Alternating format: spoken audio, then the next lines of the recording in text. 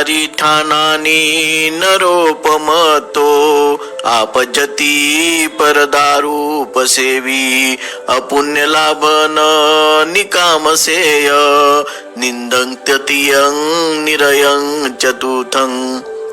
परदारागमन करणाऱ्या उन्मत्त माणसास चार गोष्टी प्राप्त होतात. एक पापाची प्राप्ती, दोन अनिवांत झोप, तिसरी निंदा आणि चौथा नरक. अपुण्य लाभोच गतीच पापिका भित्त सबिताय रतीच थोकिका राजाच दंडं गरुकं पनेती तस्मानरो परदारं न सेवे. पापाची प्राप्ती, पापाची अवस्था आणि भ्यायलेल्यांच्या भीतीमुळे समागम सुख थोडाच, शिवाय राजा मोठा दंड ठोठावतोच. म्हणून माणसाने परदारागमन करू नये.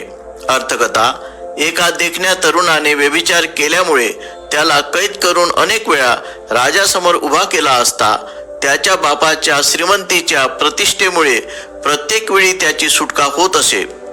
अखेरी त्या श्रीमंत बापाने मुलाला बुद्धांकडे नेले असता बुद्धांनी व्यभिचाराच्या अपायकारकतेकडे त्या तरुणांचे लक्ष वेधिले.